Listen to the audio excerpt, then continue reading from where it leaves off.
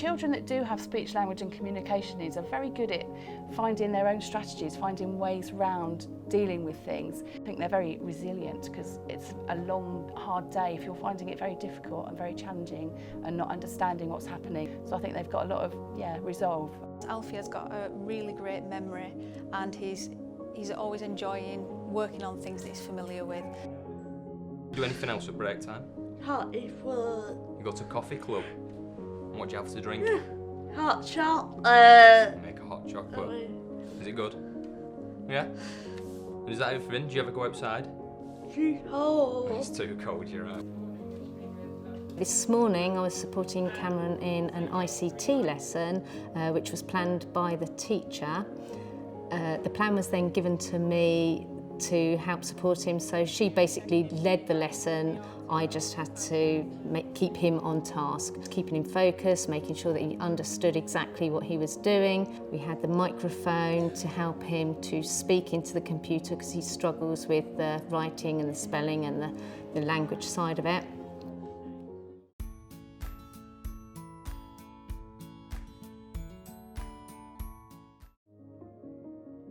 Speech, language and communication difficulties cover a big area, so you can look at children that have non-verbal, so they have no words to express what they need to say. They might have physical disabilities, so they can't move or direct people or get what they want independently. It might be children that are quite good at expressing themselves, have a lot of verbal language, but their understanding might not be very good, so they need support with their understanding. For children that have got difficulty with understanding, they obviously find it difficult to follow what's happening in the class. Children that have expressive language difficulties will find it hard to take part in lessons, to show what they've understood. It's really important for us to be aware of what those needs are so that we can do what we can to support them, to enable them to do the best they can. Sometimes the easiest place to start is with parents, because quite often the parents will have been engaging with other professionals outside of education. The smallest bit of information, such as the child hears better from the left side, so then you can position them in the classroom in order so that they can hear more effectively. And sometimes it's the small little things like that that can be helpful.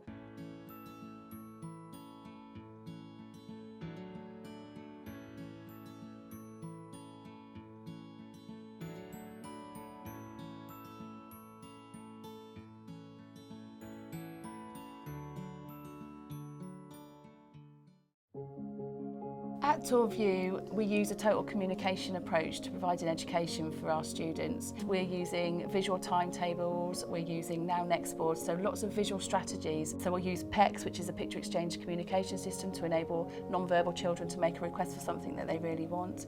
We might use an eye gaze system, which is more of a high-tech system, where children can look at a screen on a grid base and make requests. Which one next? Turn around, are you ready? Whee! So by providing a total communication environment and enabling children to understand as much as their abilities will allow them and to give them a voice, this will enable them to engage in school and hopefully have a positive experience and achieve what they can achieve. So when you are trying to design a task to suit the whole class, it's important not to get too carried away with making something completely separate for children with additional needs, but instead to have a look at what it is you would like at the very end of the series of lessons, or that lesson in particular, and then making a decision of what sometimes just the small changes that can make it accessible to children with other needs. So for today, in our lesson, it was simply adding a microphone because we knew that Cameron verbally could construct the sentences or the questions that he would like to input on his document. Within other lessons, the resource we provide might be slightly different and take a different format, whether it will be something like a word bank that will have images to support his understanding of the vocabulary he's going to use, or whether it will be physical resources such as cubes within maths or Dean sticks. So it's actually looking and going back to what could we put in place in order for him to achieve that objective, and sometimes it is just the smallest thing that can make the big difference for him. If I'm like really upset, I normally come to my desk, or like if I want to do my work here, I can. When you're delivering a story, it's really important to use a range of strategies to support learners no matter of their speech need. That can range from using Makaton alongside your speech, using picture exchange symbols so that pupils can tell you what they've seen, can communicate with you about it. Pupils always love having the real life resources, and it's nice to ask the pupils to use them to show you what they've understood. I think any resource that can make a story more sensory is always going to support the speech and the language and the communication involved. Pupils have their own range of symbols that are relevant to the activity that they're completing, and they would select a symbol and exchange it. It's all about the exchange to communicate what it is that they want to say. And as they build up the process, they'd get more symbols and a wider range of things that they're able to talk about. A teacher can help to stretch a child with speech and language and communication needs by setting appropriate targets, and these targets need to be hard enough that they challenge the child, but easy enough so the child can access them and doesn't feel overwhelmed. It might be that you start with an easier task and quickly progress into something that stretches them so they get that positive that they can do something. Giving them a system, if they find it difficult to ask for help, that they can ask for help so that you can afford to stretch them a little bit, because they know if they can't do it, they don't have to sit there and struggle. When working with children with speech and language difficulties, it's really important not to overload them.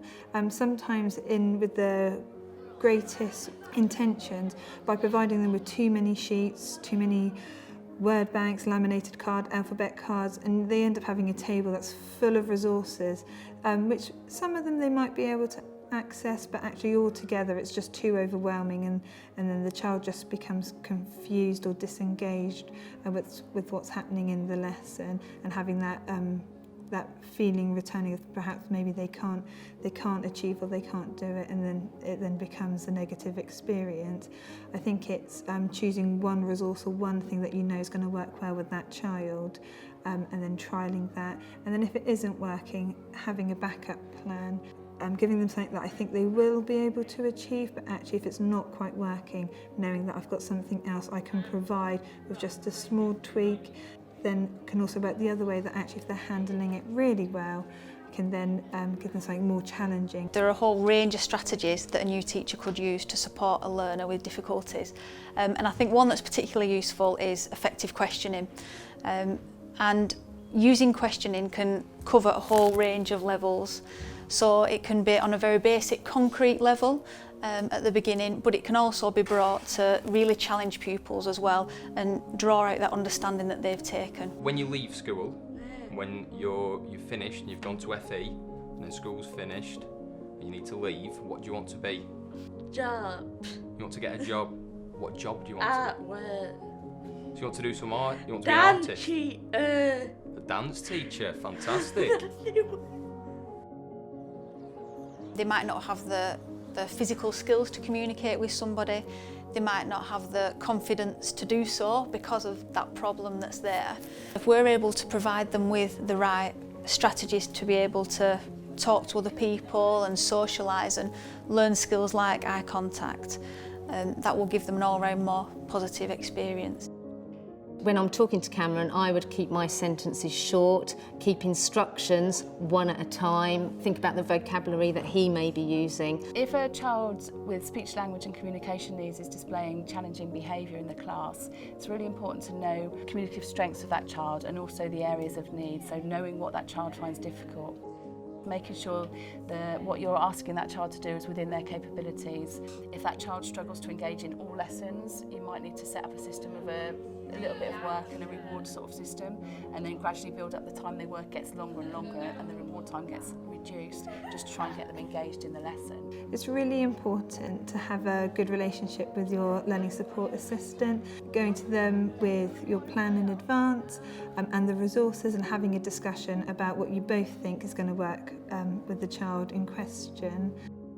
Children with additional needs, it's really important that they have a voice because they're the ones that know best what's difficult and what makes life easier for them. Often just during a normal class activity, a child might struggle to feel the ability to communicate, and so it's really important that we put the strategies in place to support them at those times. It's not just about the physical difficulty that they've got, it's about the confidence and the resilience to have a try and to use the strategies that they've got in place to do that as well.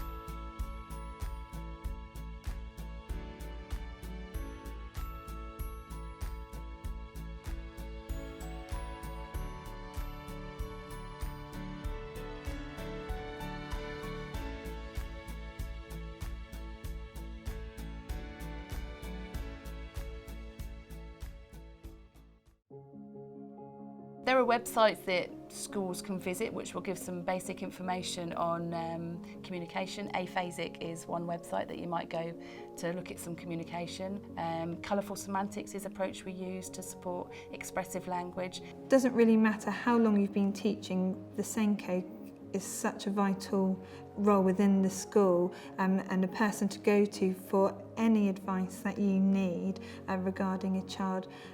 Like with having a discussion with an LSA, a Senko can again give you another idea, some more information that you weren't aware of, and other resources that can really support a child in the classroom.